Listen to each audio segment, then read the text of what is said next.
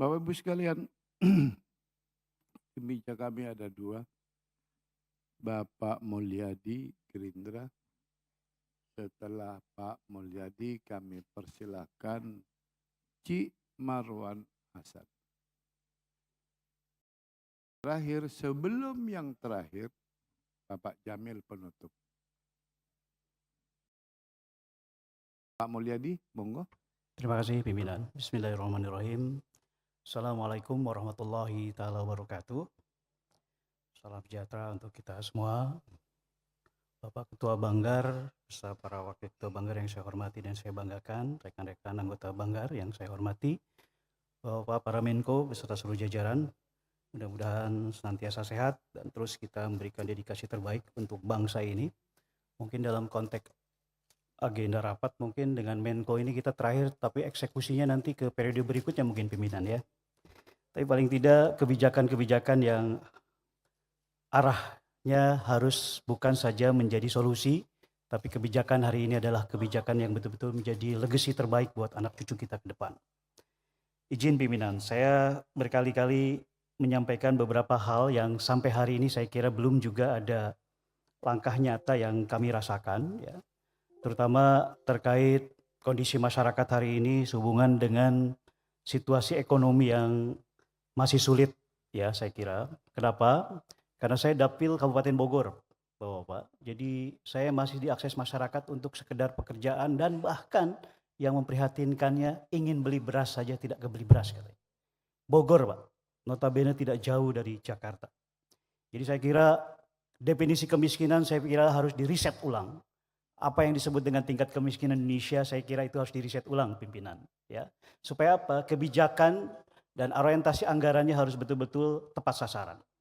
Karena buat kami pembangunan itu dalam konteks anggaran harus tepat sasaran, tepat anggaran, tepat waktu, stakeholder daerah dilibatkan supaya percis masalah yang diperlukan untuk solusinya betul-betul bisa terangkat.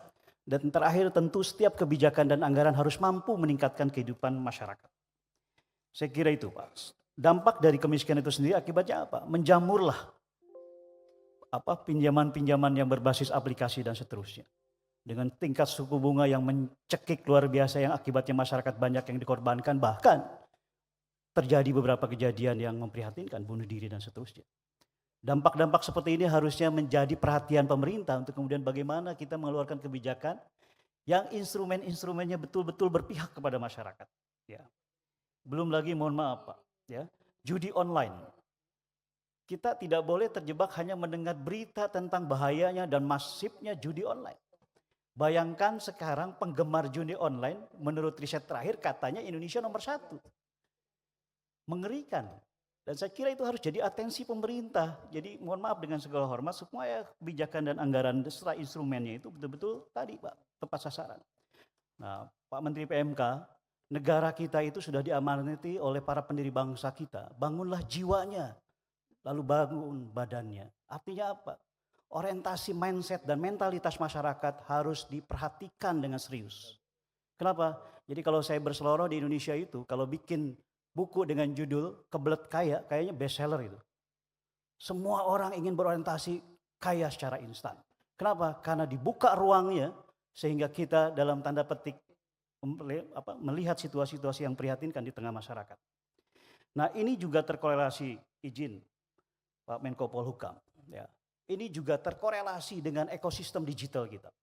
Kita harus mampu saya kira, mohon maaf dalam tataran kebijakan Bapak-Bapak lah yang lebih ahli. Karena saya representasi dari pemegang saham bangsa ini yaitu masyarakat. Harus mengingatkan bahwa ekosistem digital kita terancam sebenarnya. Ya. Bagaimana ada instrumen untuk menjaga ekosistem digital kita. Kenapa? Memprihatinkan. Misalnya kita bangga dengan produk-produk bisnis aplikasi atau e-commerce karya-karya putra terbaik kita. Tapi ternyata dalam perjalanannya mereka di backup atau dibiayai oleh pandar-pandar asing. Kenapa? Pada saat konsep penyelesaian terhadap kewajiban itu ada satu opsi misalnya settlementnya dengan debt to equity, utang jadi saham. Padahal di bisnis-bisnis itu ada big data warga Indonesia yang bisa saja mereka petakan dan kemudian ekosistem digital kita terancam. Maka ini harus menjadi perhatian pemerintah. Izin Pak Menko Polhukam, ini dampaknya akan sangat berat kalau misalnya kita hanya terjebak dalam pemahaman ekosistem mohon maaf, kedaulatan ekosistem digital dalam arti konvensional. Tapi pemahaman kedaulatan ekosistem digital kita masih belum juga ada hal yang membuat kita terjaga. Ya. Kita welcome terhadap semua investasi Pak Menko Invest, ya, terhadap Starlink dan seterusnya. Tapi tadi Pak, tolong dijaga Pak, ya, kedaulatan ekosistem digital kita. Kemudian saya izin dalam pemahaman ini mudah-mudahan ada legacy bagaimana kita sering sekali tergantung dengan produk-produk komoditi impor.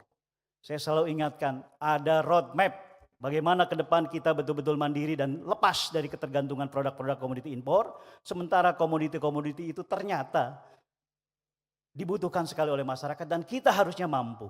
Ya.